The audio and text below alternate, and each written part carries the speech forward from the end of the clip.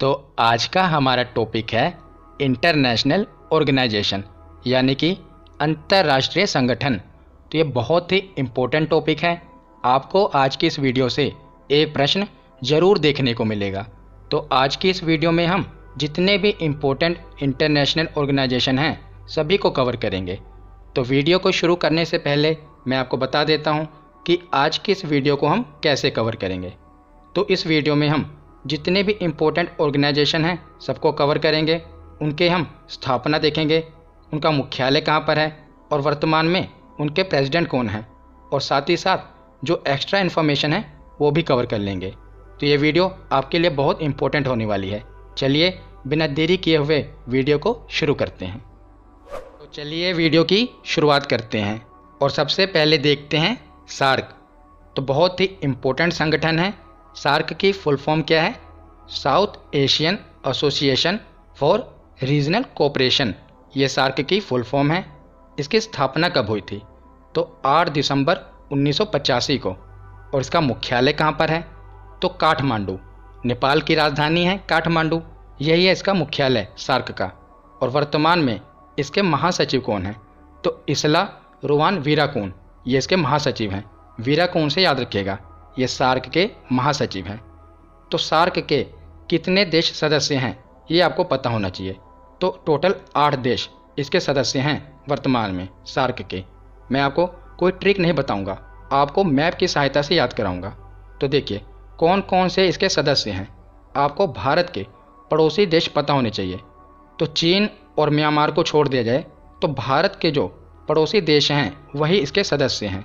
कैसे? देखिए, तो एक तो हो गया अफ़गानिस्तान, दूसरा पाकिस्तान, भारत तो है ही, नेपाल, भूटान, बांग्लादेश, श्रीलंका और मालदीव। चाइना और म्यांमार ये नहीं हैं इसके सदस्य। बाकी भारत के जो पड़ोसी देश हैं सभी सार्क के सदस्य हैं, चाइना और म्यांमार को छोड़ दिया जाए। तो इसी प्रकार आपको ये याद करना है, कोई ट्रिक के चक्कर में नहीं पड़ना। तो इसका सदस्य कितने हैं? 8 देश। और इसका मुख्यालय कहाँ पर है? काठमांडू। तो मुख्यालय और प्रेसिडेंट यही ज़्यादातर पूछे जाते हैं। तो अब हम आगे देखते हैं। तो सार्क के बाद देखते हैं बिम्स्टेक। तो बिम्स्टेक की फुल फॉर्म क्या है? Bay of Bengal initiative for multi sectoral technical and economic cooperation, ये इसकी फुल फॉर्म है। और बिम्स्टेक की स्थापना कब हुई थी? 6 जून 1997 को। और इसका मुख्यालय कहाँ पर है? तो बांग्लादेश की राजधानी ढाका। बहुत ही इंपॉर्टेंट है, मैंने आपको बताया ना, मुख्यालय और प्रेसिडेंट यही ज़्यादातर पूछे जाते हैं। तो बिम्स्टेक का मुख्यालय कहाँ पर है? बांग्लादेश की राजधानी ढाका में। और इसे याद रखना बहुत ही आसान है। जब भी आएगा बिम्स्टेक तो आपको पता होगा बे ऑफ बंगाल यानी कि जो बंगाल की खाड़ी से लगे हुए देश हैं वही ज़्यादातर इसके सदस्य हैं। तो बंगाल की खाड़ी, तो बंगाल से रिलेटेड एक ही देश है बांग्लादेश, वहीं पर इसका मुख्यालय है। तो इसी प्रकार आप इसे रिलेट करना। बिम्स्टेक यानी कि बे ऑफ बंगाल से लगे हुए देश, तो बंगाल से रिलेटेड एक ही देश है बांग्लादेश, वहीं पर इसका मुख्यालय है। और वर्तमान में इसके सेक्रेटरी जनरल कौन है? तो तेंजिन लेकफेल, जो कि भूटान के हैं, यही वर्तमान में इसके सेक्रेटरी जनरल हैं। तो जो भी बंगाल की खाड़ी से लगे हुए देश हैं ज़्यादातर वही इसके सदस्य हैं। और इसे याद रखना और भी आसान है। तो देखिए कैसे, बिम्स्टेक से ही आप इसे याद रख सकते हैं कि कौन से देश इसके सदस्य हैं। तो सबसे पहले आपको ये पता होना चाहिए कि कितने देश इसके सदस्य हैं। तो 7। ये कैसे पता चलेगा? तो आप ऐसे पता लगा लेंगे बिम्स्टेक में कितने वर्ड हैं, 7 वर्ड हैं। तो 7 ही देश इसके सदस्य हैं। कौन कौन से वो हम देखते हैं। तो देखिए कौन कौन से। बी से आप याद रखिएगा कौन सा? भूटान। आई से इंडिया, एम से म्यांमार, एस से श्रीलंका, टी से थाईलैंड। अब ई से क्या याद रखेंगे? नेपाल। एन ई होता है ना नेपाल, NEPAL। तो ई से रिलेट करना नेपाल। और जो सी है इससे कोई देश नहीं है, पर मैंने आपको बताया कि 7 देश इसके सदस्य हैं। तो देखिए 6 तो हमने पढ़ लिए और 7वां बांग्लादेश। बांग्लादेश तो होगा ही ना, वहीं पर तो इसका मुख्यालय है। तो सी से कोई देश नहीं है, अब बांग्लादेश पढ़ेंगे। तो देखिए हमने इसके नाम से ही ट्रिक बना ली। कौन कौन से देश हैं पहले आपको पता होना चाहिए। 7 देश इसके सदस्य हैं। कौन कौन से हो गए? तो पहला बी से हो गया भूटान, आई से इंडिया, एम से म्यांमार, एस से श्रीलंका, टी से थाईलैंड, ई से नेपाल और सी से, सी वाला आपको याद रखना है यहाँ पर आएगा बांग्लादेश, क्योंकि वहीं पर तो इसका मुख्यालय है, तो बांग्लादेश तो हो गई। तो 7 देश इस प्रकार आप इसी के नाम से रिलेट करके याद रख पाएंगे और कोई ट्रिक की आपको ज़रूरत नहीं पड़ेगी। उसका मुख्यालय कहाँ पर है? तो बांग्लादेश की राजधानी ढाका में। अब हम आगे देखते हैं। तो बिमस्टेक के बाद देखते हैं आसियान। आसियान की फुल फॉर्म है association of south east Asian Nations. तो जितने भी साउथ ईस्ट एशियन कंट्रीज़ हैं ये इसके सदस्य हैं। और इसकी स्थापना कब हुई थी? तो 1967 को आसियान की स्थापना हुई थी। और इसका मुख्यालय कहाँ पर है? तो इंडोनेशिया के जकार्ता में। जिसे आप और आसानी से याद रख सकते हैं। कैसे? तो जो आसियान कंट्री हैं उसमें सबसे बड़ा आप देखेंगे तो इंडोनेशिया ही है। ये बहुत से द्वीपों में फैला हुआ है, सबसे बड़ा इंडोनेशिया है। तो वहीं पर आसियान कंट्री का मुख्यालय है इंडोनेशिया में, जकार्ता में। तो इसी प्रकार अब रिलेट करके पढ़ा कीजिए ताकि आपको याद रहे। तो आसियान में सबसे बड़ा इंडोनेशिया है, बहुत से द्वीपों में फैला हुआ है, तो वहीं पर इसका मुख्यालय है। ठीक है। इसके वर्तमान में महासचिव कौन है? तो लिम जोक होई, ये वर्तमान में इसके महासचिव हैं। अब हम देखते हैं कि कितने देश आसियान के सदस्य हैं। तो 10 देश आसियान के सदस्य हैं। कितने? 10। और कौन कौन से हैं वो मैं आपको एक ट्रिक से याद कराता हूँ, क्योंकि 10 देशों का नाम याद रखना थोड़ा मुश्किल है। ट्रिक से आपको आसानी हो जाएगी। तो इसकी ट्रिक क्या है? आप देख ही रहे हैं कि आजकल जो पढ़ाई हो रही है ऑनलाइन हो रही है, घर पर ही बैठकर हो रही है। तो जो MBBS की पढ़ाई हो रही है वो भी टीवी पर क्लिप दिखाकर कराई जा रही है। मैं मजाक कर रहा हूँ, ऐसा नहीं है, ये इसकी ट्रिक है, टीवी क्लिप MBBS। इससे आपको आसियान के सभी 10 देश याद रहेंगे। कैसे? T से थाईलैंड, V से वियतनाम, C से कंबोडिया, L से लाओस, I से इंडोनेशिया, P से फिलीपींस, M से मलेशिया, B से बर्मा, जिसे अब हम म्यांमार कहते हैं। तो MBBS है ना, इसलिए याद रखिएगा। B से बर्मा, जिसे अब हम म्यांमार कहते हैं। और अगला जो B है इसे ब्रुनई, उससे बाद S है सिंगापुर। तो इस प्रकार टीवी क्लिप MBBS ट्रिक से सभी 10 कंट्री को जो आसियान के सदस्य हैं इन्हें हम याद रख पाएंगे। तो बहुत ही आसान है, टीवी क्लिप MBBS, इससे आपको याद रहेंगे। और मुख्यालय कहाँ पर है? तो इंडोनेशिया के जकार्ता में, ये जरूर याद रखना। अब हम आगे देखते हैं। तो आसियान के बाद देखते हैं SCO। इसकी फुल फॉर्म क्या है? Shanghai Cooperation Organisation. और इसकी स्थापना कब हुई थी? तो 2001 में। मुख्यालय कहाँ पर है? तो चाइना के बीजिंग में। बहुत ही ज़्यादा इंपॉर्टेंट है और अक्सर हम कंफ्यूज हो जाते हैं। क्यों? क्योंकि इसका नाम क्या है? शंघाई कोऑपरेशन, और मुख्यालय चाइना के बीजिंग में है। तो हमें लगता होगा कि मुख्यालय शंघाई में होगा। इसका नाम शंघाई कोऑपरेशन इसलिए पड़ा क्योंकि जो SCO है इसकी स्थापना शंघाई में की गई थी, इसीलिए इसका नाम शंघाई कोऑपरेशन ऑर्गेनाइजेशन पड़ा।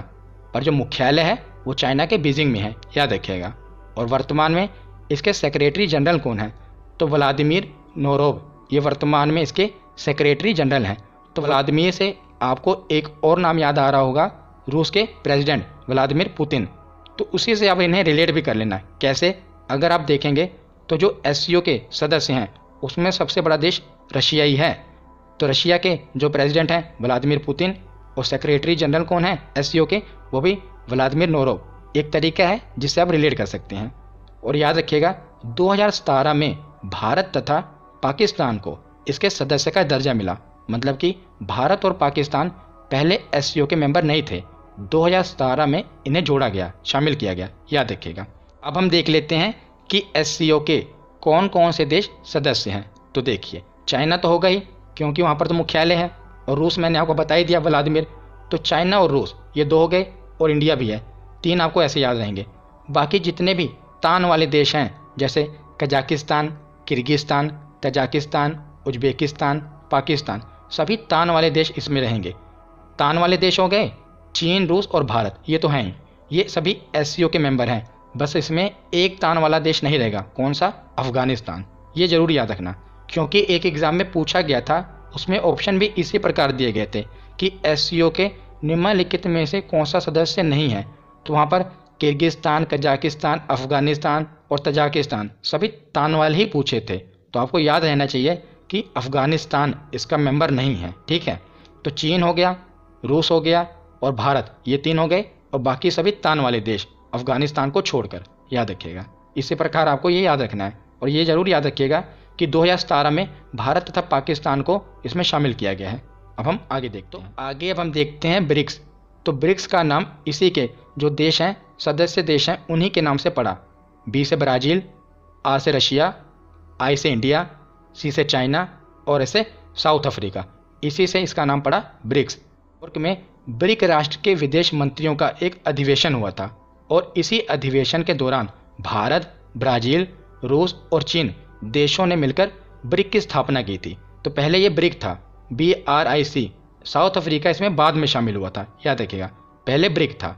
तो चारों देशों ने मिलकर इसकी स्थापना की और 3 साल बाद 2009 में पहला सम्मेलन किया गया। और कहाँ पर किया गया? तो रूस में 2009 में पहला सम्मेलन किया गया। और सबसे ज़्यादा इम्पोर्टेंट जो कि ब्रिक्स से पूछा जाता है, यही पूछा जाता है कि बताइए साउथ अफ्रीका इसमें कब शामिल हुआ? तो याद रखिएगा 2010 में।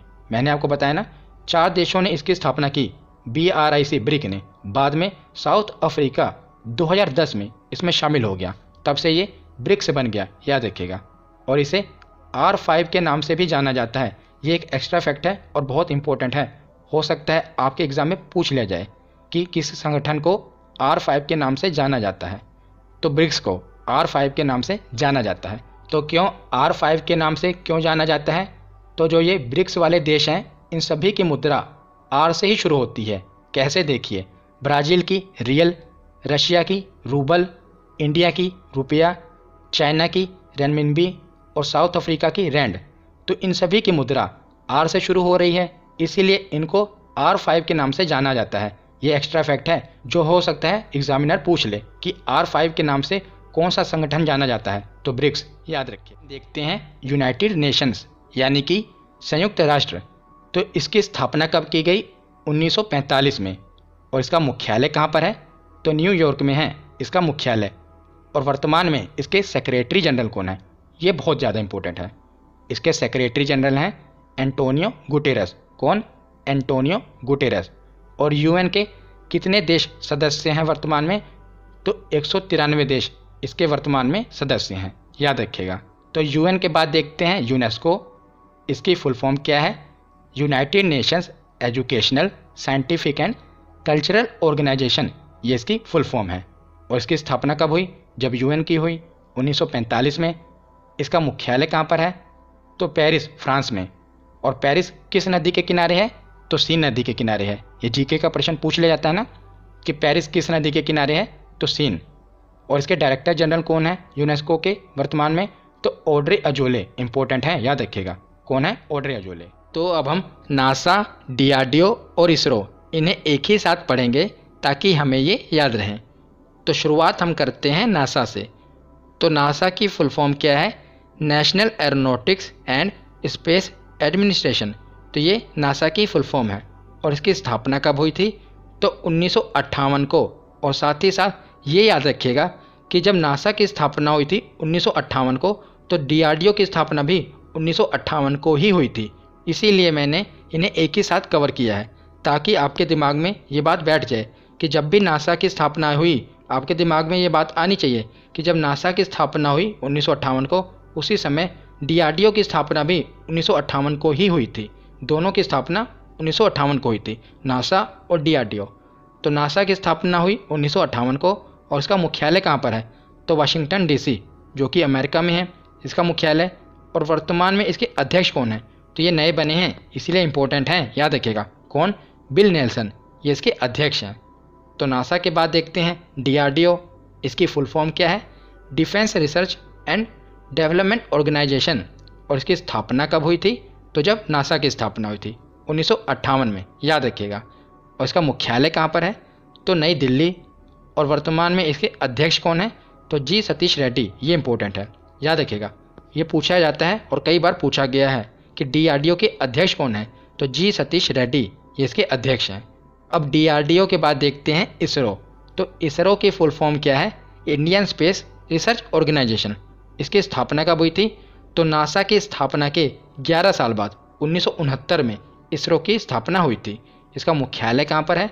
तो कर्नाटक के बेंगलोर में इसका मुख्यालय है। और इसके अध्यक्ष कौन है?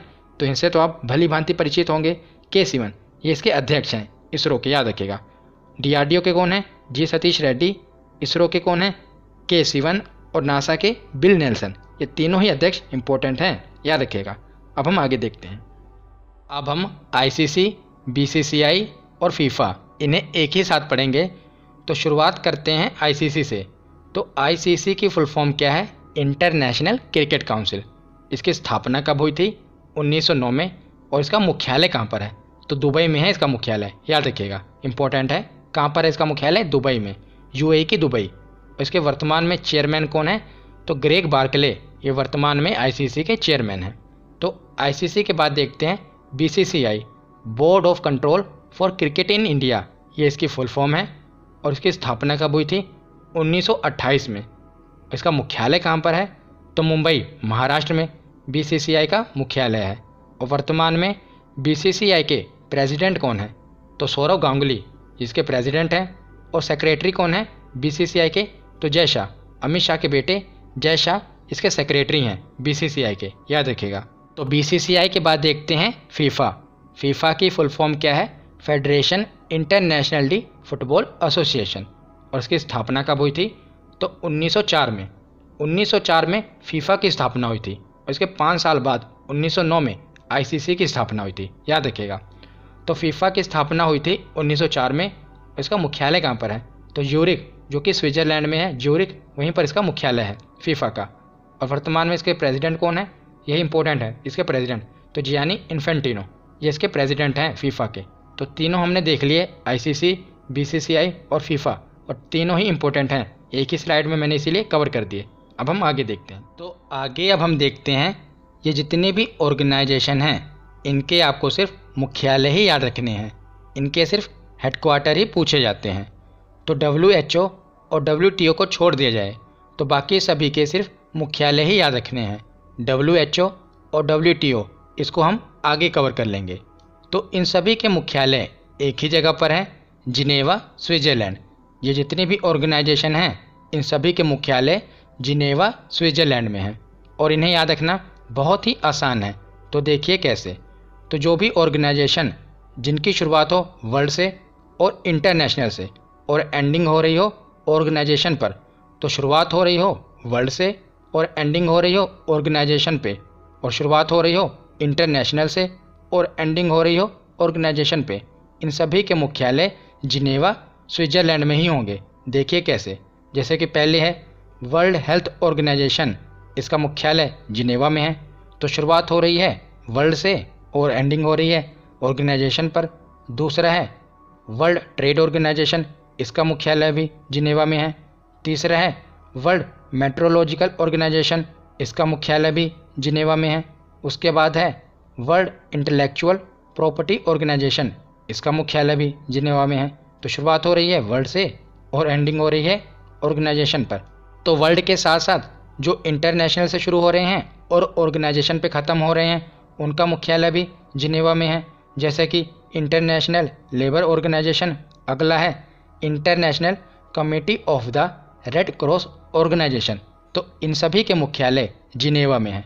तो इनके कुछ अपवाद हैं जिनकी शुरुआत वर्ल्ड से हो रही है और एंडिंग ऑर्गेनाइजेशन पे हो रही है, फिर भी उनका मुख्यालय जिनेवा में नहीं है। वो अपवाद हम देख लेते हैं। अगर आपको वो अपवाद याद रहें, 3 ही अपवाद हैं, उसके बाद जितनी भी ऑर्गेनाइजेशन बचेंगी वो सभी जिनेवा में होंगी। तो वो अपवाद देख लेते हैं। तो देखिए यही 3 अपवाद हैं जिनकी शुरुआत वर्ल्ड से हो रही है और इंटरनेशनल से हो रही है और एंडिंग ऑर्गेनाइजेशन पे हो रही है, पर इनका मुख्यालय जिनेवा में नहीं है। तो अगर आपको ये 3 याद रहे तो बाकी के जितने भी हैं सभी का मुख्यालय जिनेवा, स्विट्ज़रलैंड में होगा। तो पहला है वर्ल्ड टूरिज्म ऑर्गेनाइजेशन, यानी कि विश्व पर्यटन संगठन, इसका मुख्यालय है मैड्रिड। दूसरा है वर्ल्ड कस्टम्स ऑर्गेनाइजेशन, इसका मुख्यालय है ब्रुसेल्स। और तीसरा है इंटरनेशनल मैरीटाइम ऑर्गेनाइजेशन, इसका मुख्यालय है लंदन। तो ये 3 ऑर्गेनाइजेशन आपको याद रखनी है बस। उसके बाद जिसकी भी शुरुआत वर्ल्ड से हो रही है और इंटरनेशनल से हो रही है और एंडिंग हो रही है ऑर्गेनाइजेशन पे, उसका जो मुख्यालय होगा वो जिनेवा में होगा। बस इन 3 को छोड़कर, इन तीनों को आप याद रख लेना। तो आगे देख लेते हैं वर्ल्ड हेल्थ ऑर्गेनाइजेशन और वर्ल्ड ट्रेड ऑर्गेनाइजेशन। अभी मैंने आपको पीछे बताया कि इसके हेडक्वार्टर के साथ साथ प्रेसिडेंट भी इम्पोर्टेंट हैं, तो वो देख लेते हैं। तो वर्ल्ड हेल्थ ऑर्गेनाइजेशन की स्थापना कब हुई? 1948 में। इसका मुख्यालय कहाँ पर है? अभी हमने पीछे पढ़ा, जिनेवा स्विट्जरलैंड में। और इसके वर्तमान में डायरेक्टर जनरल कौन है? तो टेड्रोस अधानोम ये इसके वर्तमान में डायरेक्टर जनरल हैं, याद रखिएगा। उसके बाद देखते हैं वर्ल्ड ट्रेड ऑर्गेनाइजेशन। तो इसकी स्थापना हुई 1995 में और इसका मुख्यालय कहाँ पर है? तो जिनेवा स्विट्जरलैंड में ही है। और इसके डायरेक्टर जनरल, ये इंपॉर्टेंट है क्योंकि ये अभी हाल ही फिलहाल में बने हैं, इसलिए इम्पोर्टेंट हैं। इनका नाम क्या है? Ngozi Okonjo Iweala. इवेला से आप याद रखिएगा कि जो इवेला हैं ये वर्ल्ड ट्रेड ऑर्गेनाइजेशन की नवी डायरेक्टर जनरल बनी हैं, इंपॉर्टेंट है, याद रखिएगा। अब हम आगे देखते हैं। तो जिनेवा स्विट्जरलैंड में जिन ऑर्गेनाइजेशन का मुख्यालय था वो हमने देख लिया। अब हम देखते हैं वाशिंगटन डीसी जो कि यूएसए में है, यहाँ पर किसका मुख्यालय है? तो जो भी पैसे से संबंधित संस्था है जैसे कि इंटरनेशनल मॉनेटरी फंड और वर्ल्ड बैंक, दोनों पैसे से रिलेटेड संस्था हैं, इनका मुख्यालय वाशिंगटन डीसी में है जो कि यूएसए में है। तो इसे हमें याद क्या क्या करना है? तो देखिए, इंटरनेशनल मॉनेटरी फंड, सबसे पहले तो आपको ये पता होना चाहिए इसका मुख्यालय वाशिंगटन डीसी में है। उसके बाद आपको ये पता होना चाहिए कि आईएमएफ का वर्तमान में मैनेजिंग डायरेक्टर कौन है? तो क्रिस्टलिना जॉर्जिवा ये वर्तमान में इसकी मैनेजिंग डायरेक्टर हैं। और उसी के साथ ये मोस्ट इम्पोर्टेंट है कि वर्तमान में इंटरनेशनल मॉनेटरी फंड की चीफ इकोनॉमिस्ट कौन है? तो गीता गोपीनाथ, ये भारतीय मूल की हैं, इसीलिए इम्पोर्टेंट है, याद रखिएगा। कौन है? गीता गोपीनाथ।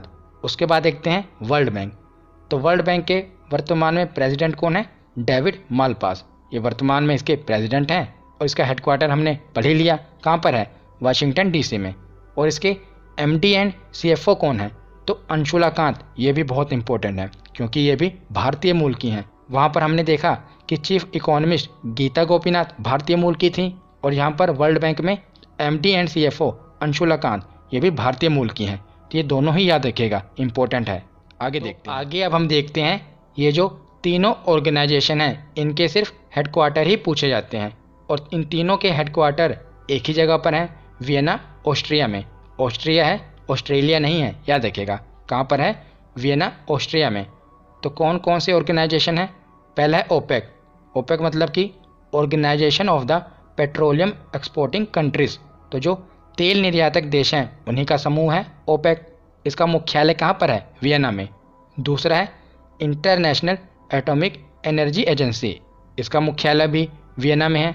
और तीसरा है United Nations Industrial Development Organisation, इसका मुख्यालय भी वियना में है। तो इन्हें आप इस तरीके से याद कर सकते हैं। देखिए, इसमें है पेट्रोलियम, इधर है एटॉमिक एनर्जी और इधर है इंडस्ट्रियल डेवलपमेंट।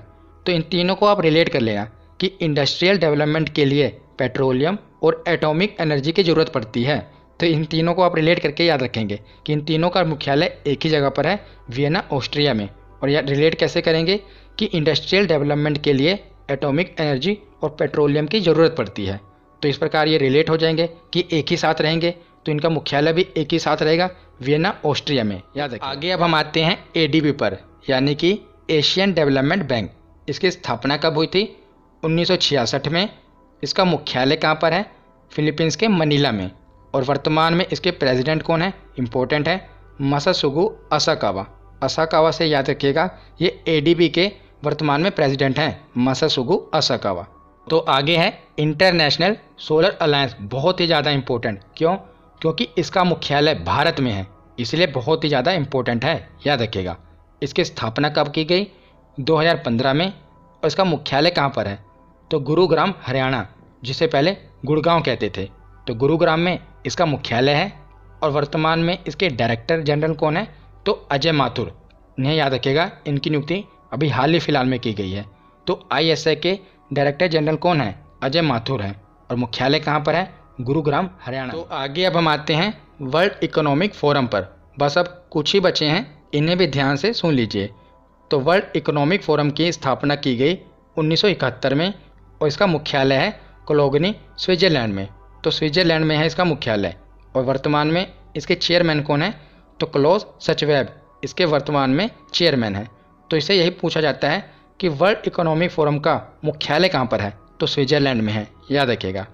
आगे देखते हैं UNICEF, United Nations Children's Fund. इसकी स्थापना कब की गई? 1946 में। इसका मुख्यालय कहाँ पर है? जहाँ पर यूएन का मुख्यालय है, न्यूयॉर्क यूएसए में। और इसके हेड कौन है? तो हेनरिटा H4, ये इंपॉर्टेंट है। यूनिसेफ के हेड कौन है? हेनरिटा, याद रखिएगा। तो लास्ट में हम देखते हैं इन दोनों ऑर्गेनाइजेशन का मुख्यालय एक ही जगह पर है, इटली के रोम में। और इन दोनों का संबंध फूड से है। एक है वर्ल्ड फूड प्रोग्राम और दूसरी ऑर्गेनाइजेशन है फूड एंड एग्रीकल्चर ऑर्गेनाइजेशन। तो दोनों फूड से रिलेटेड हैं और दोनों का मुख्यालय एक ही जगह पर है, इटली के रोम में। तो फूड से रिलेटेड है तो इटली को आप रिलेट करेंगे इडली से। इटली और इडली रिलेट हो रहा है ना, तो फूड से संबंधित जो मुख्यालय होगा इटली में होगा और इटली को आप रिलेट करेंगे इडली से। तो इडली भी एक फूड है, तो इससे आप रिलेट कर पाएंगे। तो आज की ये वीडियो यहीं पर ख़त्म होती है। कैसी लगी ये वीडियो कमेंट सेक्शन में ज़रूर बताना। धन्यवाद।